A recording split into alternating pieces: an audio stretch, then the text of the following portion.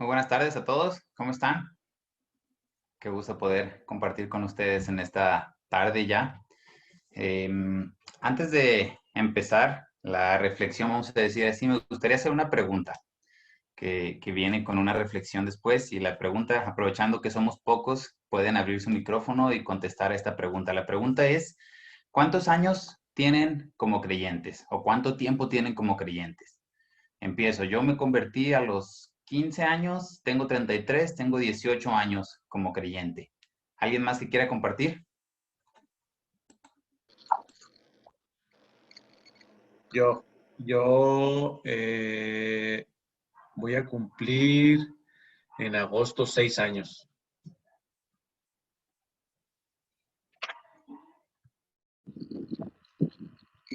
Yo escuché por primera vez de Dios hace 19 años más o menos, y pero ya en el estilo de afloja,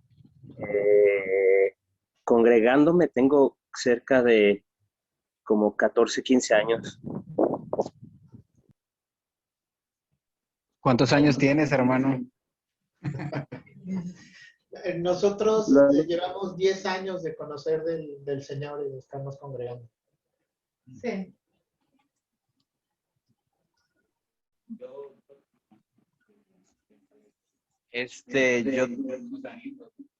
pues David y yo tenemos que 25 años, desde los 5, pero sí, llevamos toda la vida de creyentes. Miras. Bien.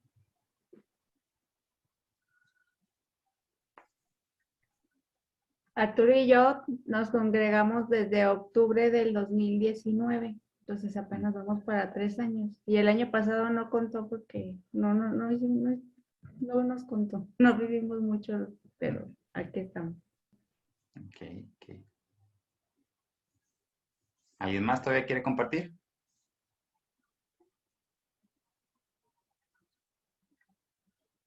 ¿No? Ok. Dale. Bueno, y con esta pregunta... 4 años. Muy bien. 4 años, dice. Excelente. Y con esta pregunta viene esta pequeña reflexión. Como escucharon David, el título que puse a este mensaje es ¿ser influencia o arriesgarse a ser influenciado? Entonces, con esta pregunta de cuántos años tenemos como seguidores de Cristo, viene esta reflexión. Como seguidores de Jesús, como creyentes, ¿cuál está siendo nuestra influencia en las diferentes áreas de nuestra vida en las que nos movemos? ¿Cuál está siendo nuestra influencia como esposos, con nuestras esposas, como padres, con nuestros hijos, en nuestros lugares de trabajo, con aquellos que son nuestros compañeros de trabajo, o si somos jefes que tenemos personas debajo de nosotros, o con las personas que están arriba de nosotros? ¿Cuál está siendo nuestra influencia como discípulo de Jesús en sus vidas? ¿Estamos influenciando de alguna manera o estamos siendo influenciados? Y esta palabra influencia me encanta porque es una palabra que ahorita está agarrando mucho auge, vamos a decir, por la nueva onda que salieron de los influencers, así como el Brian quiere ser uno en estos días. Pero, ¿ustedes han escuchado ese término, influencer? ¿Sí? ¿Qué es lo que hace un influencer? Un influencer es una persona que es tan conocido públicamente que, por ejemplo, si él dice que Snickers es la mejor marca de chocolates, entonces Snickers le paga por decir eso. ¿Por qué? Porque está influenciando con su imagen para que muchos puedan acercarse a comer chocolate Snickers. Un ejemplo así. ¿Me explico? Entonces, teniendo esto en cuenta, ¿cuál está siendo nuestra influencia en nuestras áreas en las que nos movemos como discípulos de Jesús? Y mientras piensan un poco en esto, quiero contarles la historia de un hombre. De hecho, quiero mostrarles primero su imagen o su foto, vamos a decir. Vamos a ver si lo logro. ¿Alguno de ustedes saben quién es este hombre? ¿Sí pueden ver? Se peina igual que Miguel Hidalgo. ¿Cómo? Se peina igual que Miguel Hidalgo. pero no es Miguel Hidalgo. ¿Alguien de ustedes le conocía? ¿No? Bueno, déjenme contarles, antes de decirle quién es, déjenme contarles un poquito de la historia de este hombre. Este hombre nació en un pequeño pueblo de Inglaterra en 1761. En este pueblo de Inglaterra que existe hasta hoy en día no tiene más de 1000 habitantes ese pueblo, es chiquitito. Este hombre nació dentro de una familia muy, muy pobre. De hecho, toda su vida vivió en pobreza. Creció en esta pobreza y fue un niño sumamente enfermizo. De hecho, como se dieron cuenta, estaba medio calvo. ¿Sí se fijaron? Bueno, ese hombre tiene esa calvicie desde que era niño, porque tuvo una enfermedad por estar mucho tiempo expuesto al sol y quedó calvo. Entonces, desde niño, imagínate un niño de 9 años que ya tiene ese peinado. Bueno, así creció este niño. Nunca tuvo ningún estudio formal, porque por la pobreza en la que vivía sus padres no podían pagarle un estudio formal. Entonces creció y una vez que era joven, se metió en el oficio de zapatero. Si yo terminara a lo mejor esta historia de este hombre aquí, ¿ustedes pensarían que este hombre llegó a ser alguien en la vida? ¿Sí? Con la historia que les estoy contando. ¿Piensan que es un hombre que tenía muchas oportunidades para ser alguien famoso, vamos a decir? La realidad es que no, ¿verdad? Por lo menos es lo que yo pensaría. A ver, Brian, cuéntanos, ¿por qué tú piensas que sí? Porque no hay muchos habitantes, entonces puede influenciar a todos los habitantes con sus zapatos. Bueno, ese es un buen argumento.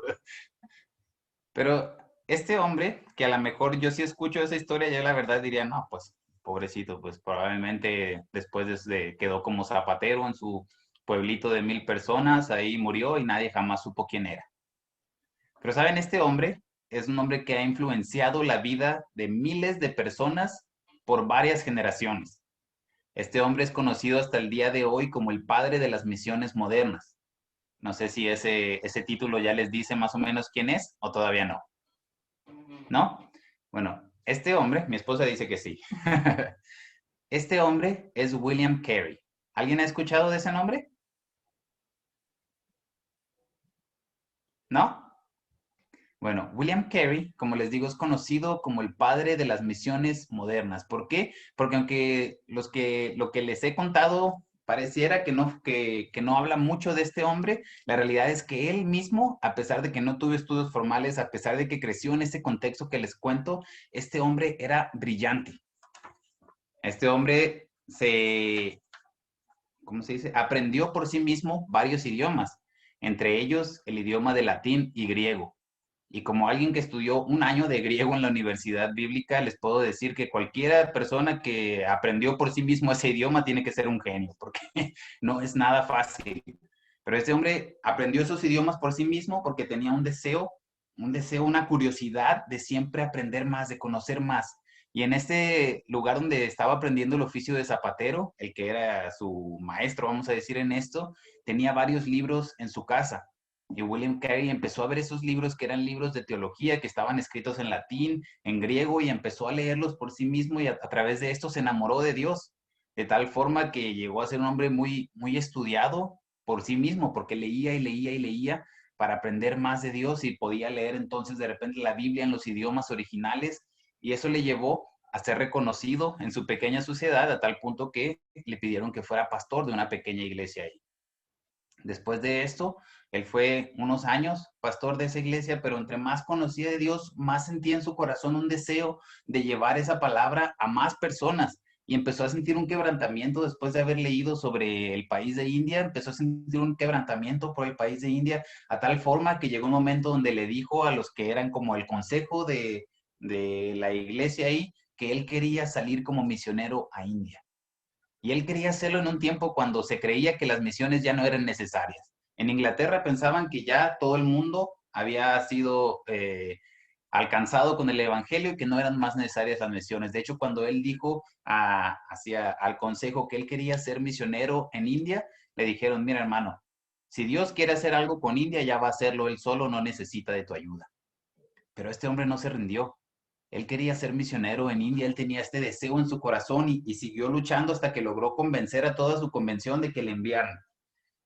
Y le enviaron a India, él se fue con su familia y llegó a India y la verdad es que la historia no mejoró mucho para él llegando ahí, porque aunque su convención, vamos a decir, le envió y prometieron que iban a encargarse de él también financieramente, cuando llegó a India nunca más volvió a escuchar prácticamente de su convención, entonces le tocó luchar por él solo.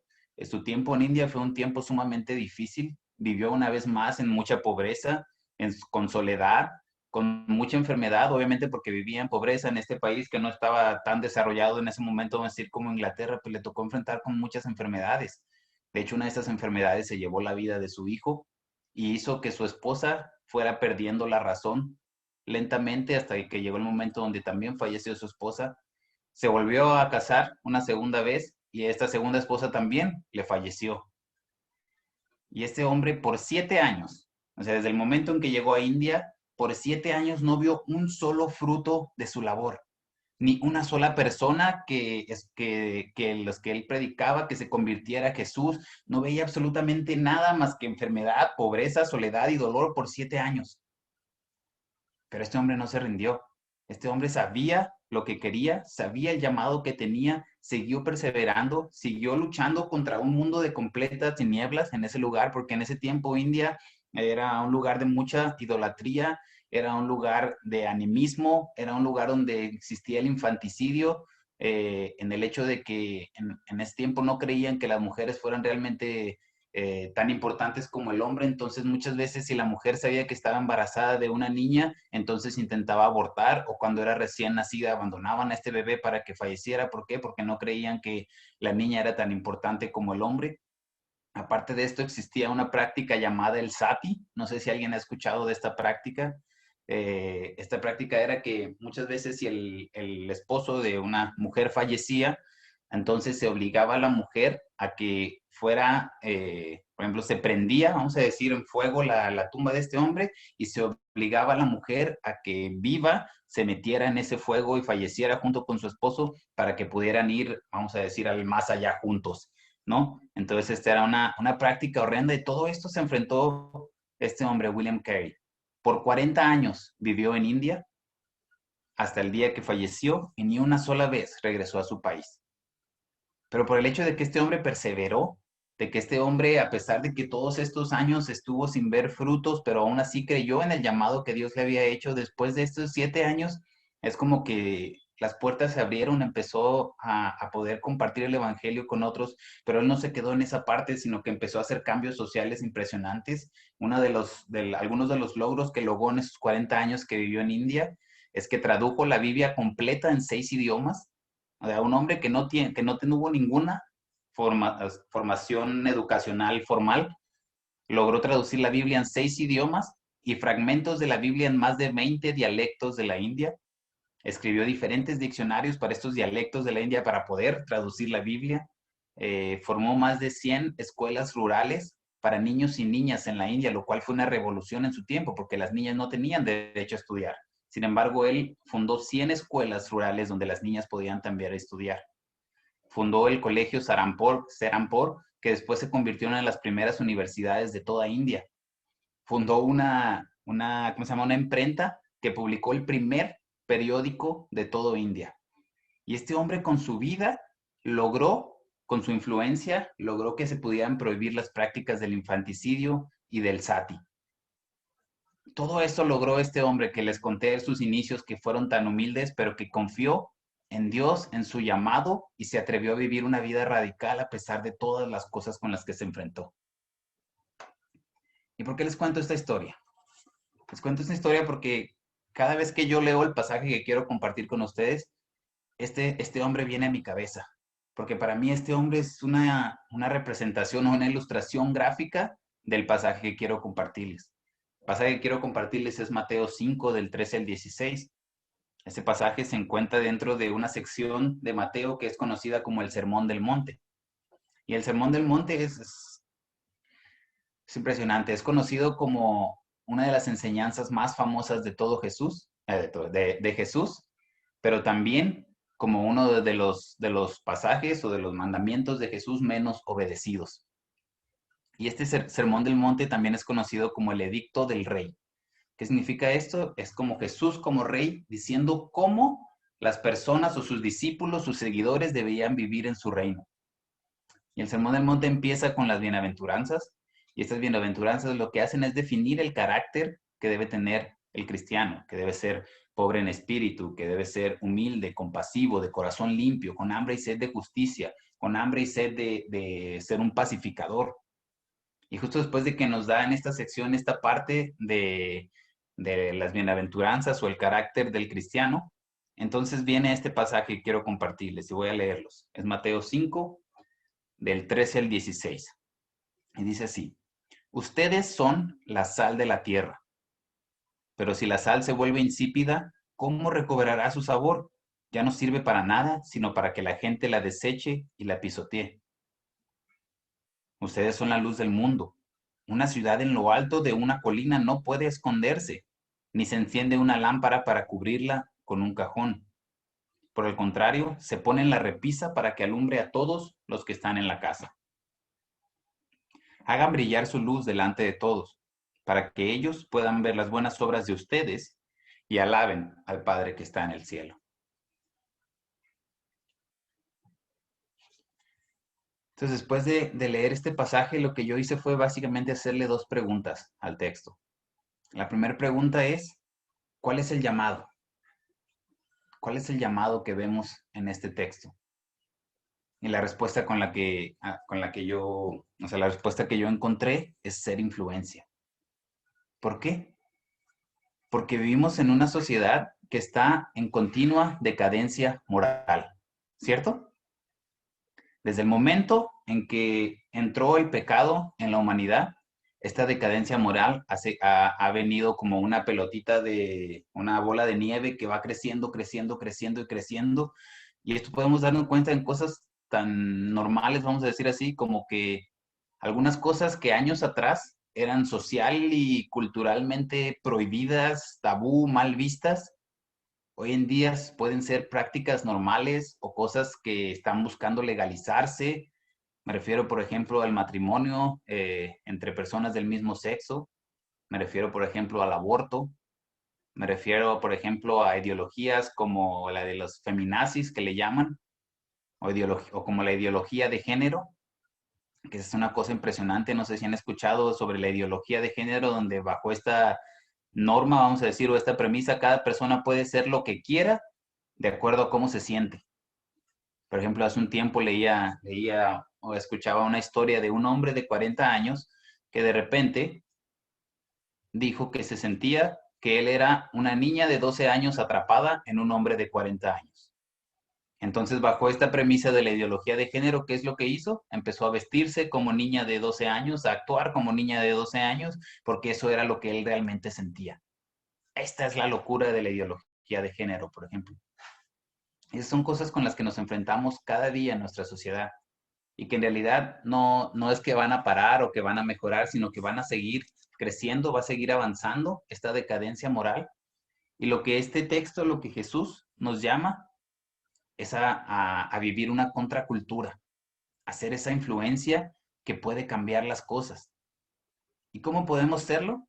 Bueno, Jesús en su genialidad aquí nos da dos metáforas de la vida cotidiana, del día a día, tanto de su tiempo como de hoy, para explicarnos cómo puede ser eso.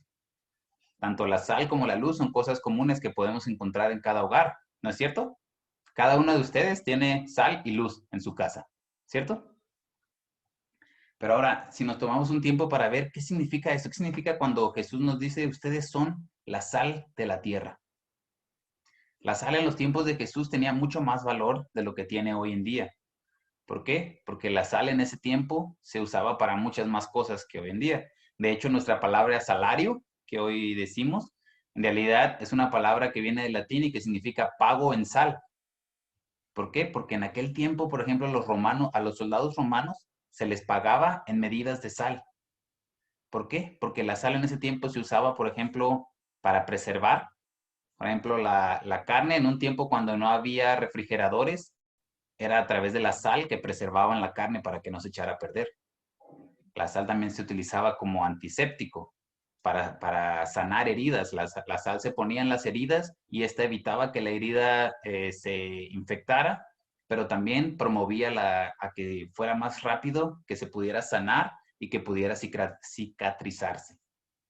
Y obviamente, pues se usaba para sazonar la comida, como la seguimos usando hasta hoy en día, para dar sabor o para potenciar el sabor de la comida. Entonces la sal era muy valiosa.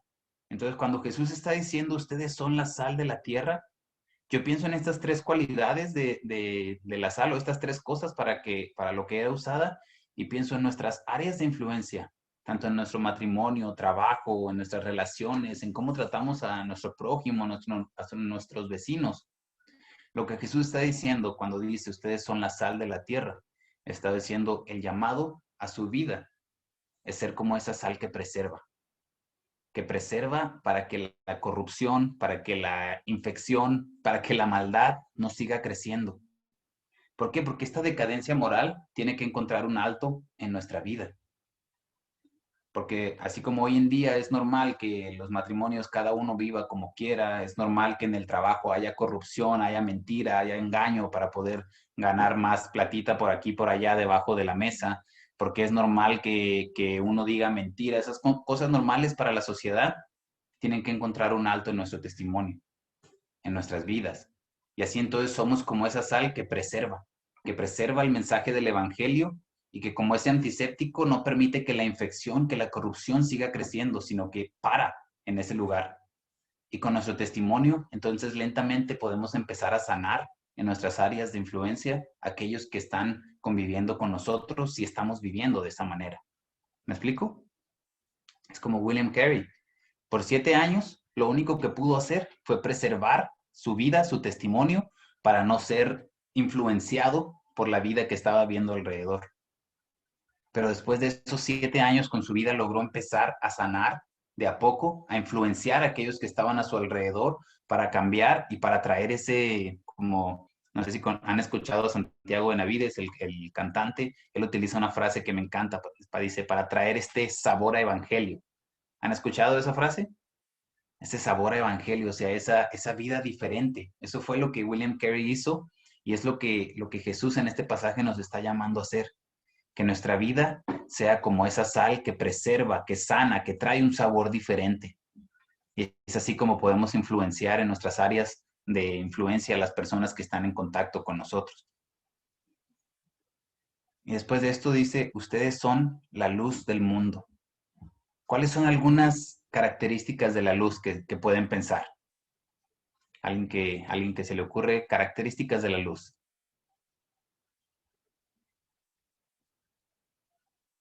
Estás en mute, Brian. Bueno, pues, digo, iluminar, ¿no? Digo, ser, ¿cómo decirlo? Ahora sí que, como dice, la oscuridad es la ausencia de la luz, ¿no? Entonces es como llevar luz a esos lugares oscuros, a esos lugares que quieren estar atrapados. No sé. Excelente. Alumbra, ilumina, ¿sí? Ahí veo una manita, no sé quién es esa manita. Era Ahí lo está. mismo, ¿no? O sea, que nos sirve para iluminar cuando estamos en la oscuridad, principalmente. Ujú, ujú. Exactamente, ese es uno de los atributos. Ilumina o disipa la oscuridad. Es algo impresionante porque me encanta cómo lo dice Juan en su primer capítulo, que dice, la luz ilumina en las tinieblas y las tinieblas no pueden vencer a la luz. Por más densa que sea una oscuridad, si tú tienes un cerillito que te da así un fueguito chiquito, pero tú prendes ese cerillito, en una va a disipar la oscuridad y vas a tener luz. ¿No es cierto? Entonces, ese es uno de los atributos. Otro de los atributos de la luz es que pone cosas al descubierto. ¿Qué cosas? Pues todo lo que estaba en oscuridad. Una vez que prendes una luz, puedes ver realmente qué hay. Por ejemplo, si hay un cuarto en tu casa que está oscuro, bueno, tú entras y si tus ojos se acostumbran a la luz, bueno, puedes ver más o menos qué hay. Pero si realmente quieres saber el estado en el que está el cuarto, bueno, prendes la luz, porque entonces puedes realmente ver lo que estaba a oscuras. Y otro de los atributos de la luz que me encanta es que atrae. ¿No es cierto? Así como el faro, a lo mejor que sirve para atraer a los barcos a un lugar seguro, o como el foco que atrae a todos los bichos que estén alrededor. La luz, uno de los atributos es que atrae. Y me encanta esto. Cuando pienso en eso, me venía una historia a la mente que los que están conmigo en el libro de la vida de Jesús ya la conocen. A ellos les dije que pueden contarme cuando repito muchas veces las historias, pero esta vez se tienen que aguantar. En mi tiempo en Paraguay, conocí un lugar que era un supermercado que estaba completamente en ruinas y quemado y que es una de las historias más feas y más dolorosas para el pueblo de Paraguay, en Asunción. ¿Por qué? Porque este lugar en un tiempo funcionaba como un supermercado normal, pero un día empezó a quemarse, empezó a prenderse y la gente empezó a llevarse cosas, vamos a decir, como suele pasar, y lo que hicieron fue que los dueños de este lugar cerraron las puertas del súper cuando había todavía personas adentro. Y muchas personas fallecieron en el fuego de ese lugar.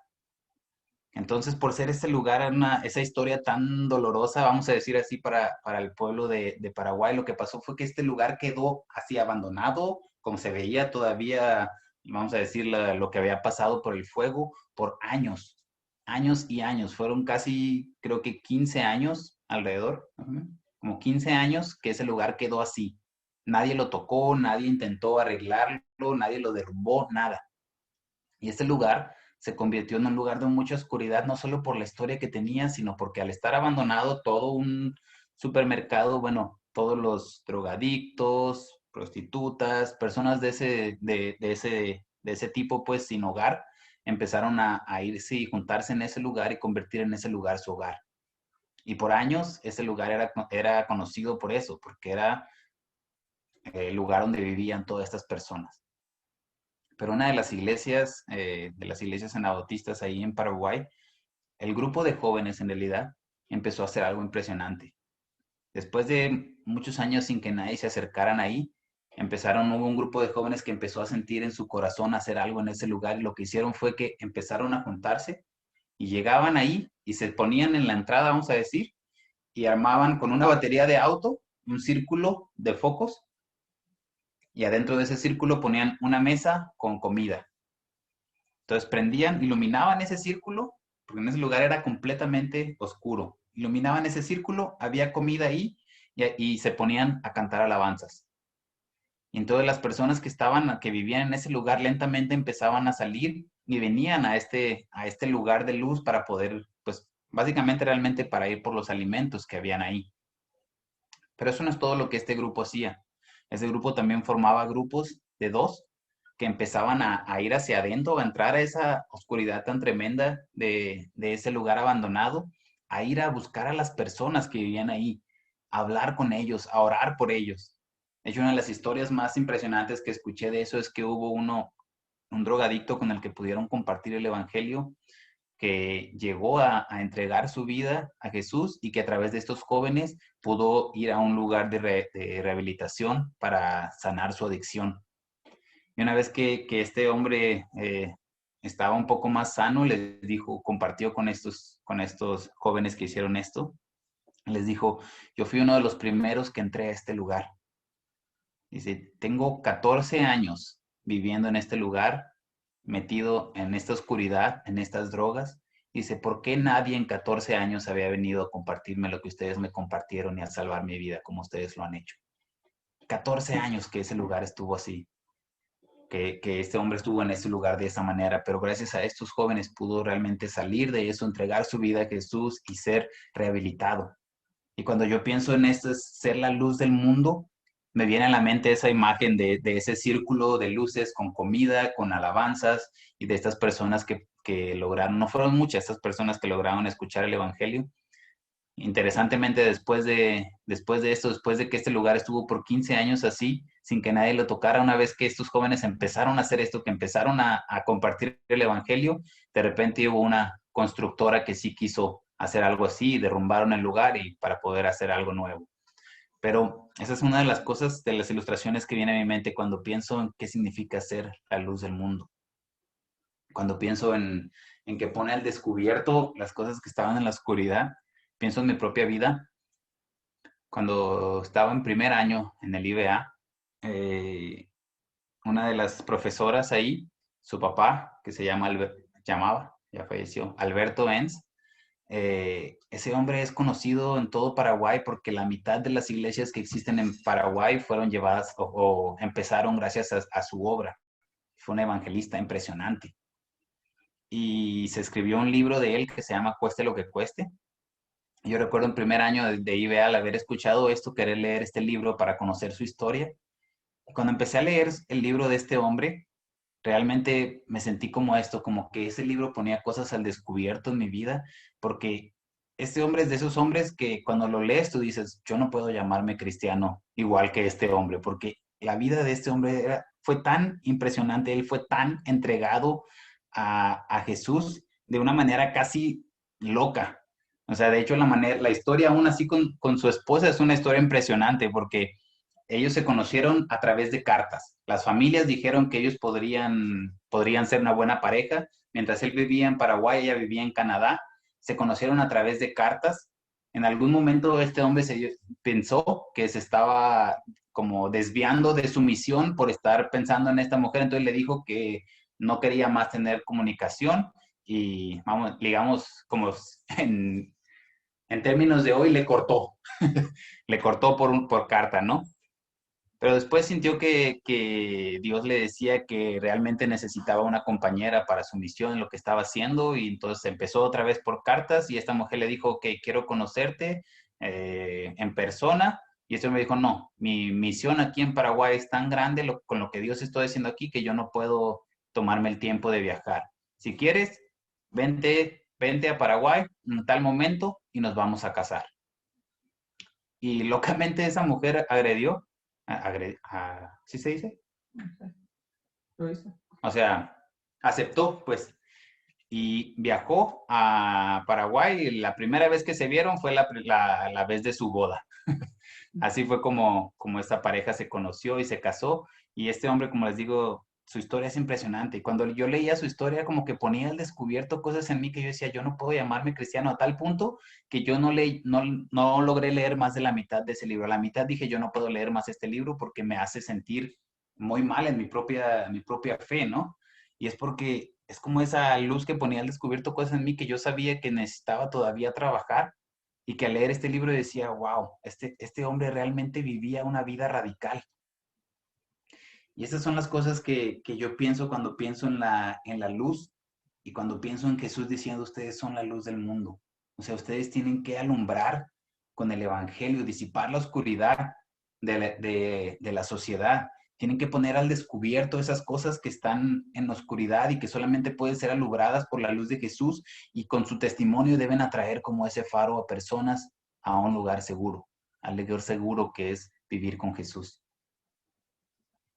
Y esas son las cosas que son para mí la respuesta cuando pienso cuál es el llamado que Jesús está haciendo aquí, hacer sal y luz, es ser esa influencia que puede lograr esas cosas. En la segunda pregunta que yo le hacía al texto, ¿por qué es tan importante este llamado, obedecer este llamado? Y la respuesta que yo tengo es, porque si no somos esa influencia que Jesús nos está llamando a ser, entonces corremos el riesgo de ser influenciados. ¿Me explico? Estas dos metáforas que Jesús nos da en estos pasajes para mí vienen también con una advertencia. Y esta advertencia tiene que ver con dos de las más grandes tentaciones que la iglesia tiene y que ha tenido desde el principio. ¿Cuáles son estas tentaciones? La primera, amoldarnos al mundo.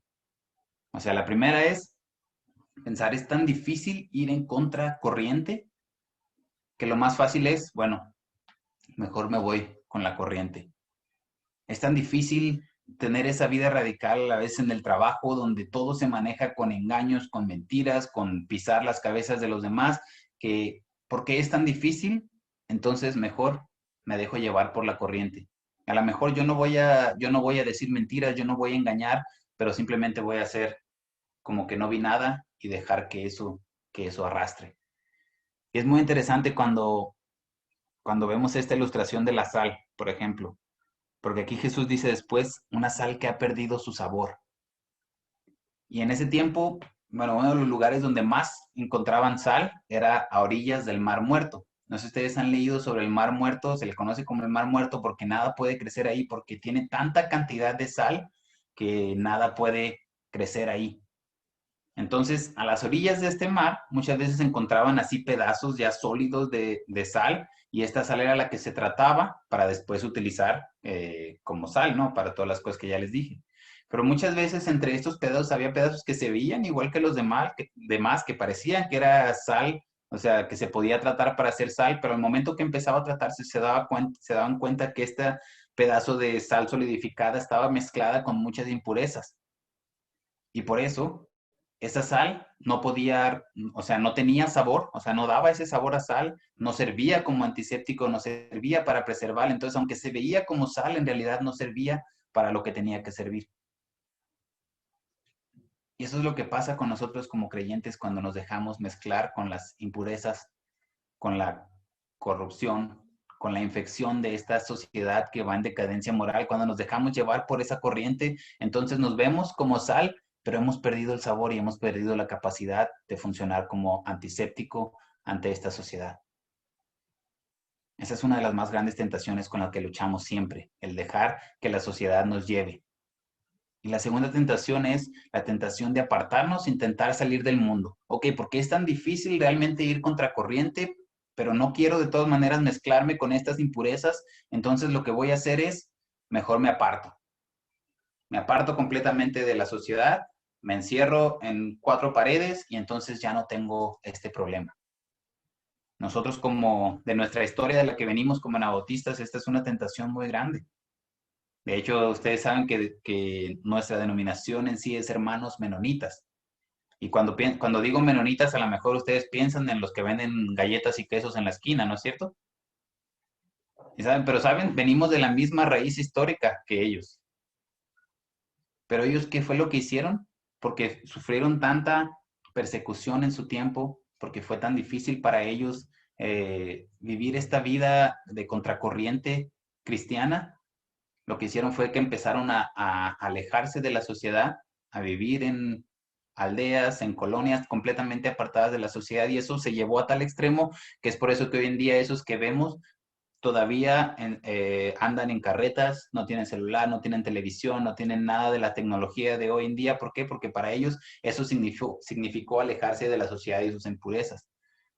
Pero alejarse completamente de eso, bueno, les llevó a perder realmente el propósito de su vida como creyentes, a tal punto de que ahora su fe solamente se vive en tradiciones. Realmente no hay una fe viva más.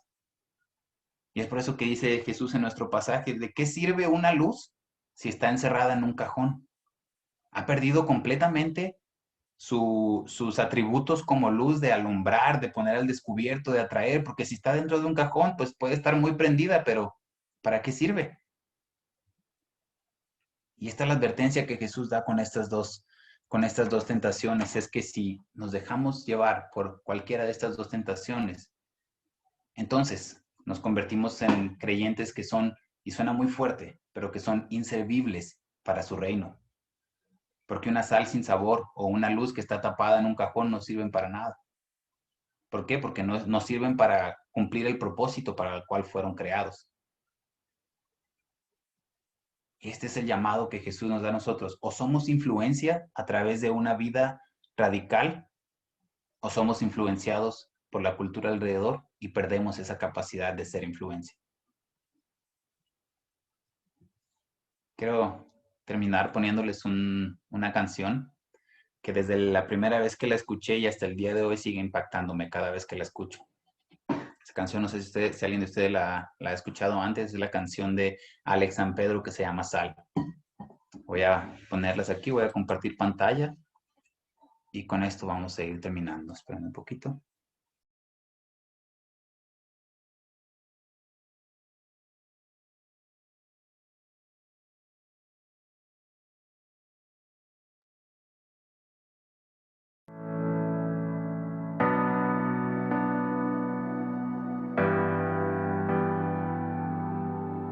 Tengo una Biblia que no habla, un crucifijo que no salva, una fe que se cansó de las montañas. Tengo oraciones sin sujeto y he predicado tantas veces en el valle de los huesos secos. Tengo noticias sin oyentes, tengo pacientes esperando el milagro de los peces, pero tengo la red averiada y el vino es vinagre y el pan no sabe a nada. Tengo una sal que ya no sala, una iglesia que no sale, una luz bajo la mesa y una virgen despistada, la levadura en la nevera, mi armadura oxidada. Tengo oro y tengo plata, pero el cojo ya no baila, pero el cojo ya no baila.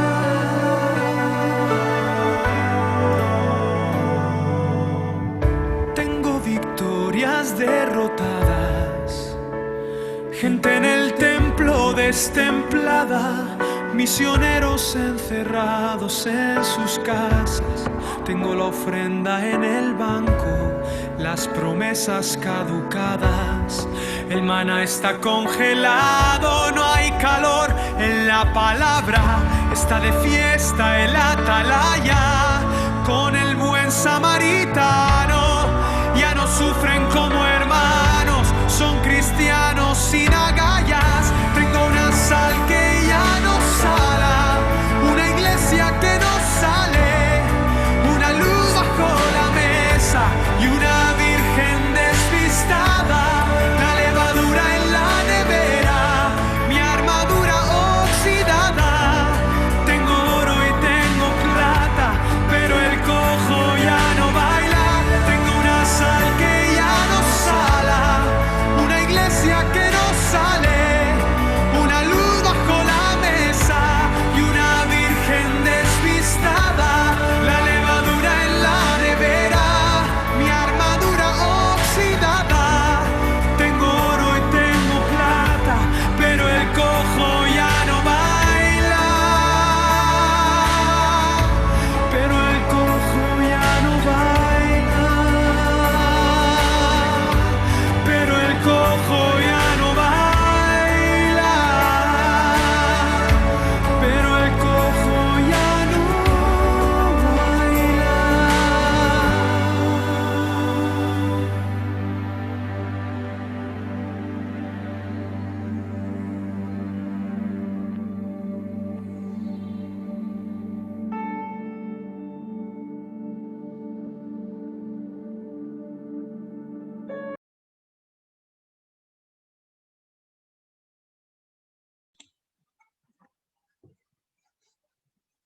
¿Qué les pareció el mensaje de la canción? Es fuerte, ¿no? Pero ese es nuestro llamado. El llamado que Jesús nos hace en estos pasajes es hacer esa influencia que puede afectar a las áreas en las que nos movemos, que puede traer esa realidad, que puede transformar vidas, que así como William Carey fue un solo hombre que se atrevió a vivirlo de esta manera y que terminó influyendo a todo un país, y que hoy en día, generaciones después, todavía su vida sigue influenciando personas. Y todavía las cosas que él empezó siguen, la universidad que él empezó sigue funcionando hasta el día de hoy, el periódico que él fundó sigue funcionando hasta el día de hoy, pero sobre todo la influencia de este sabor a evangelio cambió muchísimas cosas.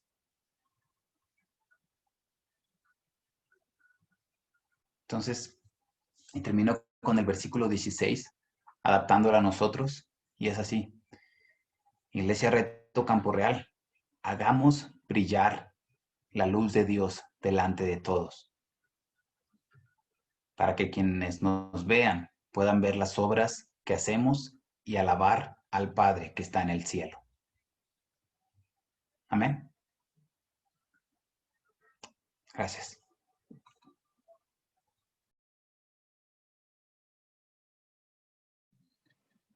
Gracias, hermano. Permíteme terminar de cerrar la sesión.